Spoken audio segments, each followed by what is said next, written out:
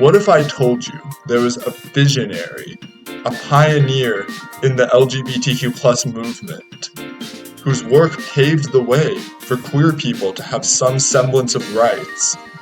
Well, that visionary had a name, and his name was Magnus Hirschfeld.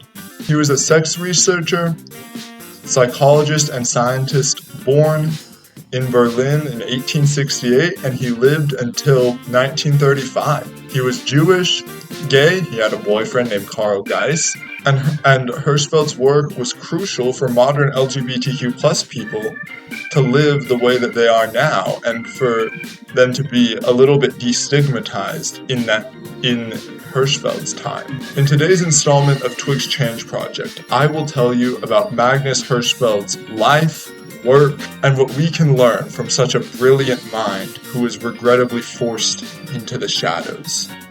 Until now.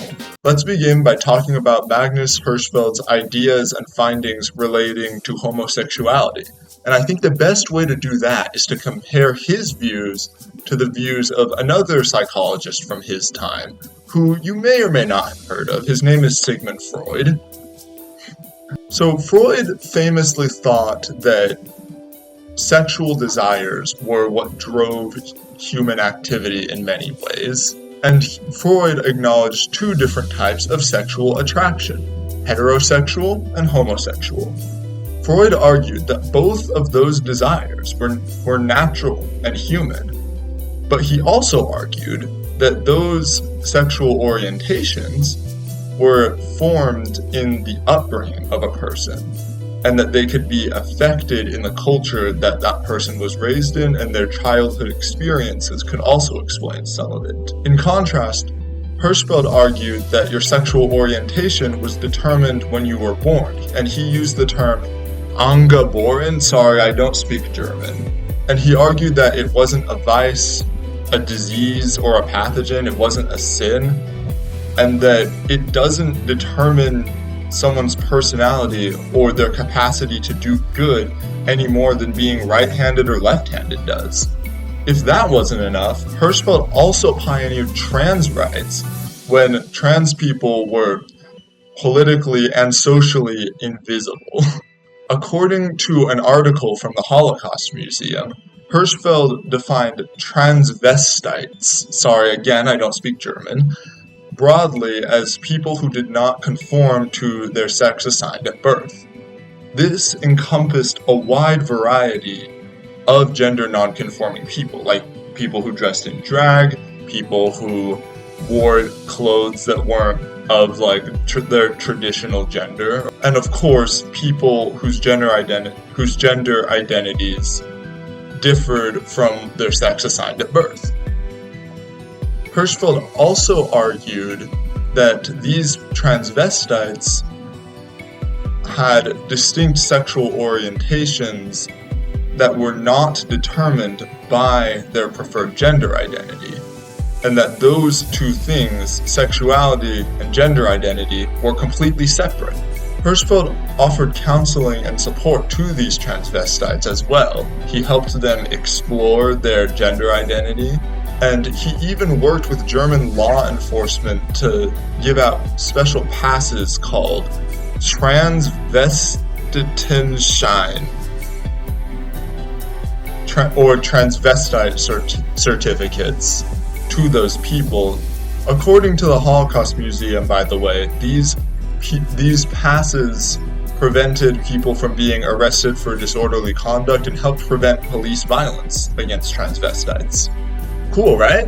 As you can imagine, this viewpoint that Hirschfeld held was not widely accepted in either the scientific world or society, and he often faced backlash for it. For example, in 1921, he was badly beaten in Munich, or is it Munich? Sorry, again, I don't speak German.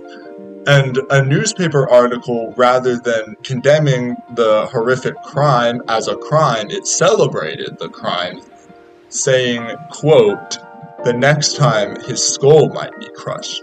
Still, Hirschfeld persisted and established the Institute for Sexual Science in 1919, an era marked by the vibrant yet tumultuous political landscape of the Weimar Republic.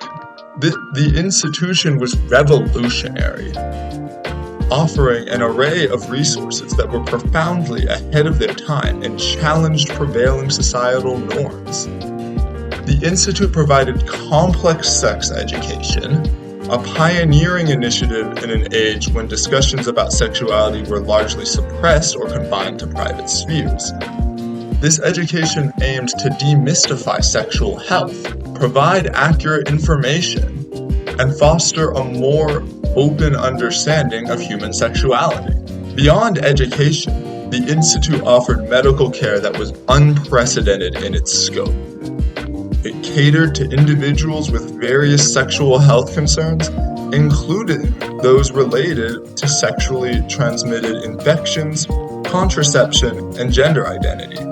This medical care was usually delivered in a progressive and non-judgmental approach, which, as I said before, way ahead of its time. And if that wasn't cool enough, the Institute was also a significant hub for research opportunities for students. Together, they conducted groundbreaking studies about human sexuality and psychology, most notably queer studies, which were super unexplored at the time, and it provided empirical data and theoretical frameworks that challenged the pathologization of non-normative sexualities and gender identities. Hirschfeld's work in particular was a beacon of hope in acknowledging the rights of queer people and trans people at the time, and it further reinforces just how much of a visionary Magnus Hirschfeld was. Of course, the growing Nazi regime over time made it harder for Hirschfeld to conduct his research, as they viewed his status as a Jewish person and a gay man as un-German, and they sought to silence him. This conflict reached a fever pitch on May 6th, 1933, when a Nazi student group marched into the Institute for Sexual Science with members of the SA, or Sturmabteilung. I'm just going to put this one on screen. There is no hope of me ever pronouncing this, which was a Nazi paramilitary organization, and they ransacked the Institute and stole precious, timeless works of scientific research. Days later, the stolen books, artifacts, and clinical files were burned in many of the public book burnings in Germany. A bust of Hirschfeld was paraded through the streets on a stick before being thrown onto the bonfire. Within months, the Nazi authorities forced the Sexual Institute for Science to close.